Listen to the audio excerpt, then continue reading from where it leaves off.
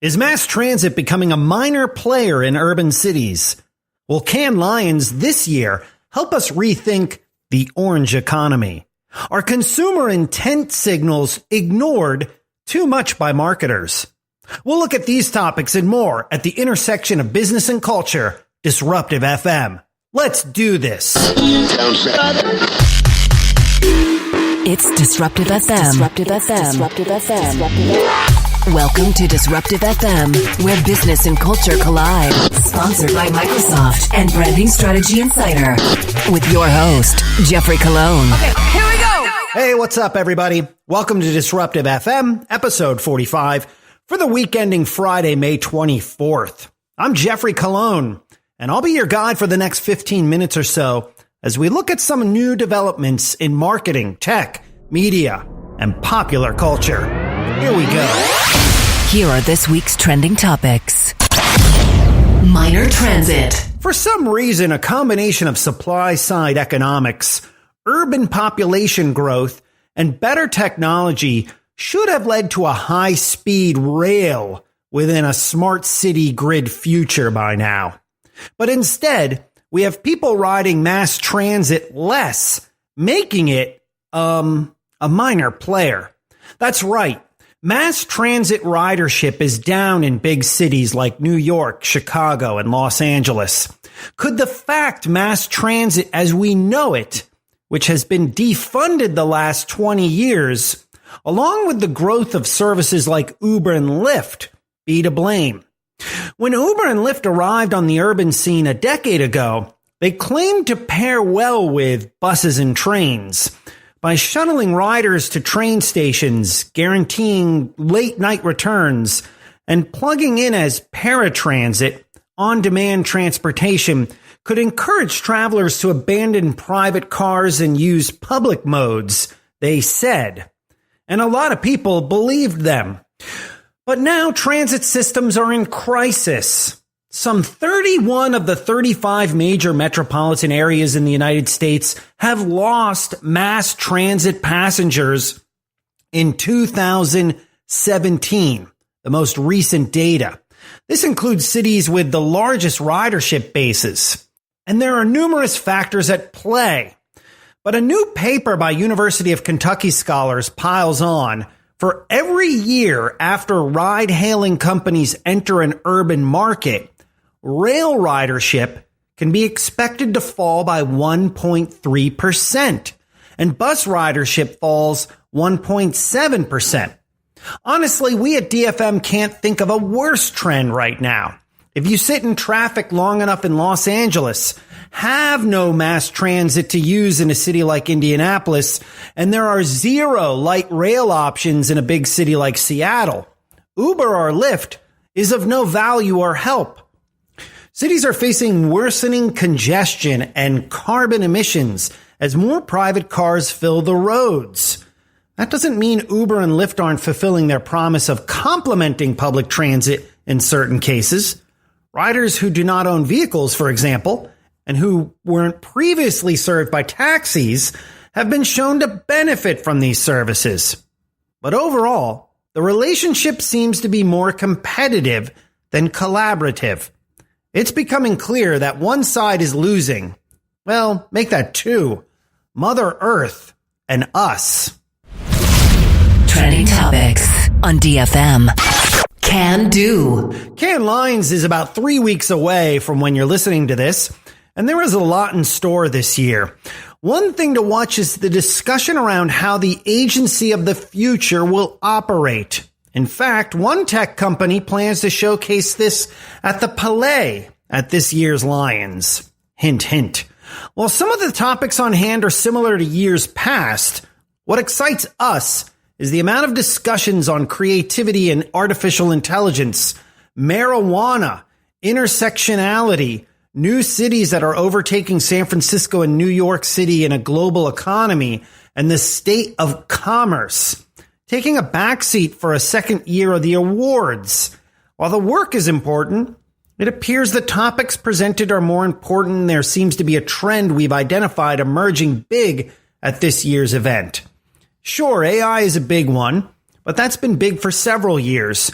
Future-proofing is another, but that is just because the terminology is so on trend.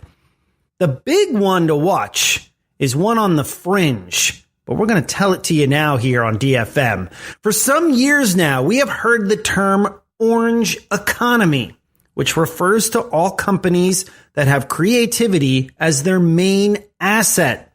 For many countries, art, audiovisual, music, advertising, and fashion industries are proving to be larger and fast-growing than traditional economic sectors. This is the huge trend to watch because it's a pendulum swing back to the middle after a decade of data-driven BS. Trending topics on DFM. Customer triggers. We love marketing. We love marketing so much that we love to highlight the big leaders in the space, especially when they have interesting things to say. So we were excited to bump into Burcu Agma, Vice President of Strategy for Performics at Vivatech in Paris, France. And it got us talking about serving content to people who conduct a wide, broad-based search for a solution product compared to those who conduct one that is more targeted and defined. What we loved about speaking with Burcu is her realization that the top of the funnel in marketing still matters in an era where everyone over-targets. Here's some wisdom from Burcu from our drive-by conversation. Let's roll the tape. I mean, at the end of the day, I think if you're coming as an agency for us, for Performics, we already consider ourselves as experts in activation. So we had that part locked down. But what we wanted to make sure is there are so many distractions in the marketplace for consumers of different experiences, different ad copy, and what makes it or breaks it, if it's actually relevant, then we need to go to the roots of it. And if the roots of it is what consumer wants, you can't just do it by looking at performance data for clients. You need to really go into the point where when someone searches for a particular query, what does that really mean? And that is the point where, even though we do research, don't get me wrong, we're not only relying this on purely on the research. In addition to the research, we started building algorithms where whatever we learned from the research, which from the recent one, you probably saw in my presentation, we tapped into an academic theory called psychological distance to action, where we can see that consumers think and search more abstract, farther away from taking action. They think more concrete and search more concrete, closer to taking action. So we took that idea, tested it through the research, that hypothesis, proved it out, and using that as our baseline, created an algorithm purely coding queries based on level of concreteness. So that's how we leverage both research and the qualitative and quantitative side of building algorithms and tools for it.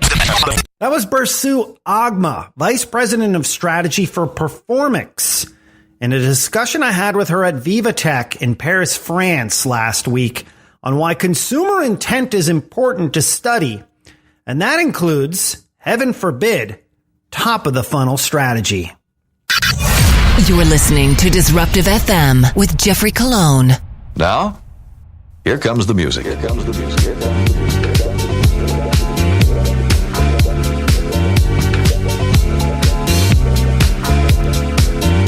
It's Disruptive FM, the culture of business. I'm Jeffrey Cologne.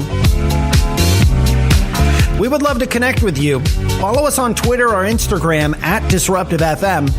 And you can connect with me personally on Twitter or Instagram at DJGEOFFE. Big shout out to our sponsors, Microsoft Advertising and Branding Strategy Insider. For more in-depth analysis of some of the topics here, visit MicrosoftAdvertising.ai and BrandingStrategyInsider.com. DFM is also sponsored by Iographer. Help you to create better video. Iographer makes accessories for your mobile devices so you can make professional quality videos.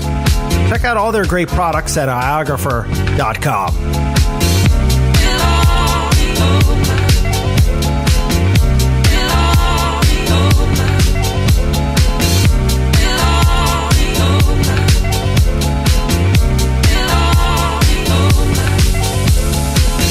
In the background, Around. That's new music from Gerry with a track called It'll All Be Over, with a remix from DJ Cozy.